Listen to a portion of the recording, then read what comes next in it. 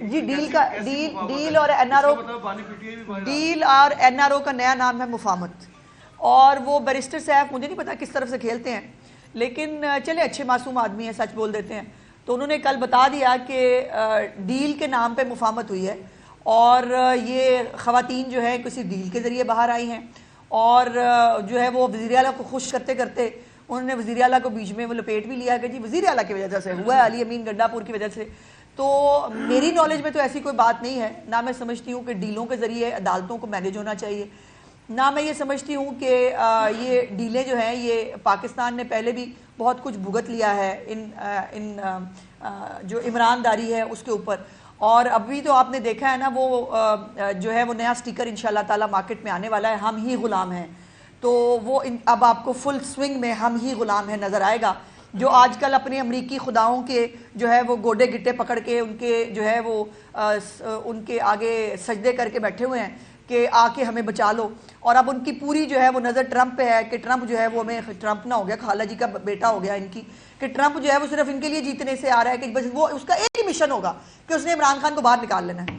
اور وہ ان کے ساجد تاڈر صاحب کو میں کسی ٹی وی چینل پہ سن رہی تھی، انہوں نے کافی بستی کی اگر محسوس ہو جائے کہ بھائی وہ ٹرمپ جو ہے وہ امریکہ کا صدر ہو رہا ہے، اپنے ملک کے لیے اگر وہ الیکٹ ہوا تو وہ اپنے ملک کے لیے کام کرے گا، اس کو کیا لینا دینا ہے پاکستان کے اندرونی معاملات سے. اس کے اوپر بائی دا وے ان کی وزارت خارجہ جو ہے اس کے اوپر بھی وہ اس کے اوپر بات کر چکے ہیں. لیکن یہ بڑی جو ہے وہ انٹرسٹنگ بات ہے کہ وہ جو بیچارے بچے جو ینگسٹرز جو سارے جو ہے ہم کوئی غلام ہیں، تو وہ کوئی ہٹا دے بس ہم ہی غلام ہیں اور وہ چلے گا. اور وہ یہ مطلب سینکڑوں کانگریس مین کے اندر سے 20 کانگریس مین جو ہیں ان کا لیٹر لے کے ان کو لگ رہا ہے ہم نے بڑا کوئی کارنامہ، تو 20 ظاہر ہے جتنا پیسہ عمران خان کی محبت میں مختلف لابیز انٹرنیشنل لابیز جو ہیں وہ خرچ کر رہی ہیں، تو یہ تھوڑا بہت مینیج تو بڑی آسانی سے ہو سکتا ہے. سو انہوں نے بائی دا وے 3 لاکھ لوگ بھی لے کے آنا ہے. میں پوچھنا چاہتی ہوں کہ بھائی جان آپ کے بڑے تو 3 لاکھ لا نہیں سکے تھے، عمران خان 2014 کے دھرنے میں بھی 3 لاکھ لوگ نہیں لا سکا تھا، جب وہ آرمی چیف کی نامینیشن رکوانے آیا تھا وہ تب بھی 3 لاکھ بندہ نہیں لا سکا تھا. تو اس کے بڑے تو 3 لاکھ بندے لا نہیں سکے اور انہوں نے 3 لاکھ بندے لانے ہیں. یہ اس کے اب جب میں یہ کہوں کہ ان کا مقصد ہی ملک میں فساد اور افراتفری پیدا کرنا ہے تو وہ غلط نہیں ہے.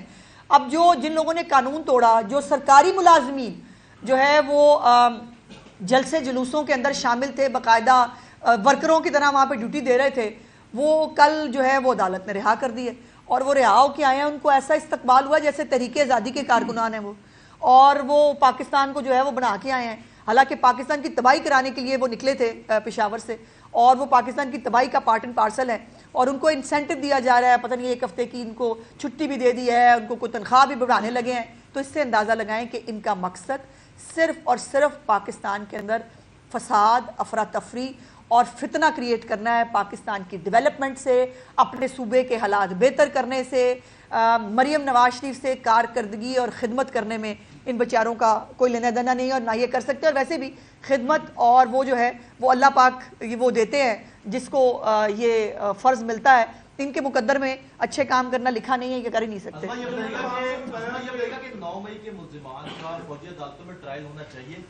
بالکل ہونا چاہیے، کیوں نہیں ہونا چاہیے. بات یہ ہے کہ جنہوں نے فوجی تنصیبات پہ حملے کیے، جو ہے وہ شہداء جو ہیں جن کی انہوں نے مجسمے مسمار کیے، جو کنٹونمنٹس کے اندر گھسے، جنہوں نے جہازوں کو آگ لگائی، ان کے اوپر اب لینڈ ریونیو ایکٹ تو بھائی امپلیمنٹ نہیں ہو سکتا نا. یہ جو ملٹری ٹرائلز ہیں یہ ایسے لوگوں کے لیے ہوتی ہیں. اور بائی دا وے عمران خان کے اپنے دور میں ملٹری ٹرائلز ہوتے رہے، وہ اس کو ڈیفینڈ کرتے رہے. آج بھی مہاتما کے بہت سارے انٹرویو موجود ہیں جس کے اندر وہ کہہ رہے ہیں کہ ملٹری ٹرائل ہونے چاہیے، ہوتے ہیں. جب یہ دوسروں پہ ملٹری ٹرائل کرا رہے تھے جنہوں نے 9 مئی نہیں کیا ہوا تھا، لیکن وہ ملٹری ٹرائل تب جائز تھے. تو عمران خان جو خود 9 مئی کا مجرم ہے، جس کی پارٹی نے یہ سب کیا ہے، اس کے اوپر ملٹری ٹرائل کیوں نہ ہو؟ یہ کوئی لاجک اور جسٹیفیکیشن نہیں ہے. لیکن ابھی تک بھائی ان کی رسی دراز ہے، ابھی بھی ان کو ضمانتیں بھی مل جاتی ہیں، ریمانڈ کی سٹیج پہ ان کے کیس بھی ختم ہو رہے ہیں اور فل عمران داری ہو رہی ہے. اللہ ہی ہے اس ملک کا.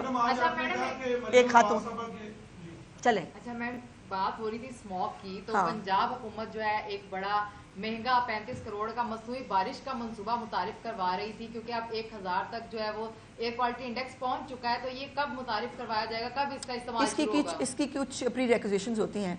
अगर बादल मौजूद हों, एक सिग्निफिकेंट अमाउंट होता है, अगर वो बादल हो तो फिर आप मसनूई बारिश का तजर्बा कर सकते हैं। तो ये हमारे कार्ड्स में मौजूद है, लेकिन जैसे ही महकमा मौसमियात, मेट ऑफिस से और बाकी जो माहौलियात का हमारा महकमा है वो इस नतीजे पे पहुंचेगा कि देखिए मसनूई बारिश बगैर बादलों के, बगैर उसके करके पैसे ज़ाया तो नहीं करने हैं ना।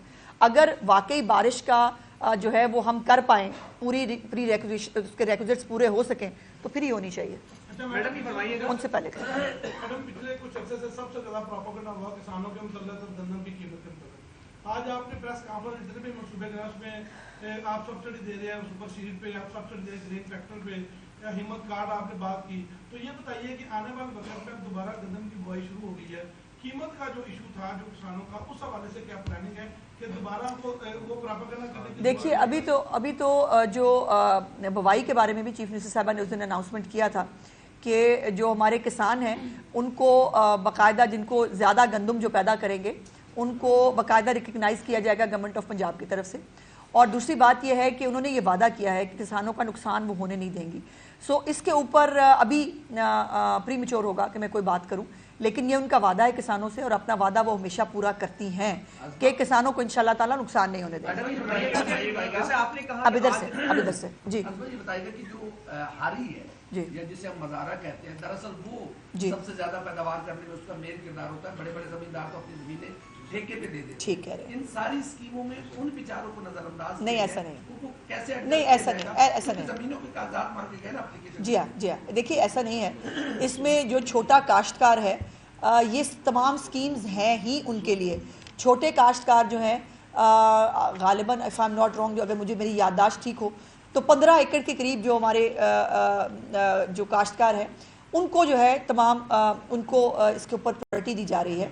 और 12.5 शुक्रिया 12.5 एकड़ के जो हमारे ज़मीन रखने वाले काश्तकार हैं, ये बात आपकी दुरुस्त है। मज़ारे जो हैं जिनके पास ज़मीन नहीं है, इसके ऊपर भी एक बहुत अच्छा प्रोग्राम बन रहा है। चूँकि चीफ मिनिस्टर साहब खुद अनाउंस करेंगी तो बेहतर होगा कि वो अनाउंस करें, लेकिन जो बेज़मीन काश्तकार है और हमारा हारी है उसके लिए एक बहुत अहम नया प्रोग्राम जो है वो चीफ मिनिस्टर ला रही हैं, वो उसका ऐलान इंशाल्लाह वो खुद करेंगे। मैडम जमानतों की बात हुई और बुशरा बीबी जब लाहौर आई तो 3 दिन केनाल रोड पर ट्रैफिक जो निज़ाम था वो मुतासिर, पुलिस की टपरी वहाँ पर आ जाती है, तो क्या ये हमेशा ऐसे ही चलता रहेगा कि जब भी कोई जमान पार्क है तो ट्रैफिक जो है वो लाहौरियों को सीधे मुश्किलात का सामना करना? ये जमान पार्क वालों से पूछे ना कि उन्होंने इस मुल्क की, इस शहर की जान कब छोड़नी है, इस शहर में हालात कब नॉर्मल होने रहे। जब तक ये 9 मई नहीं हुआ था उससे पहले तक भी ये वो पूरे कैंप वैम्प लगा के, वो कसम से ऐसा लगता था जैसे उर्स हो रहा है। मुझे सम टाइम ना मुझे लगता था कि उर्स वाली जगह नहीं, उर्स वाली जगहों पे ये होता था इस तरह की वो करके वो लगा के वो बैठे होते हैं आपके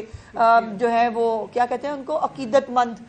तो वो ऐसे होता था जैसे वहाँ पे जिंदा उर्स चल रहा है। तो लेकिन वो उर्स के ऊपर भी, तो ये ज़मान पार्क को जो वहाँ के अपने मकीनों ने बहुत शिकायतें की उस वक़्त जब वो फितना साहब वहाँ मौजूद भी थे कि भाई हमारा क्या कसूर है, अब वो क्या, अब ये मोहतरमा जो हैं उनको वो अपने साथ भी बहुत सारी सिक्योरिटी लेके आई हैं, और जो खैबर पख्तूनख्वा की सिक्योरिटी है वो, और जो खैबर पख्तूनख्वा के पैसे हैं वो इमरान खान और फैमिली के इस्तेमाल के लिए हैं भाई, तो वो इस्तेमाल होने हैं जैसे भी हो सके। बहुत बहुत शुक्रिया।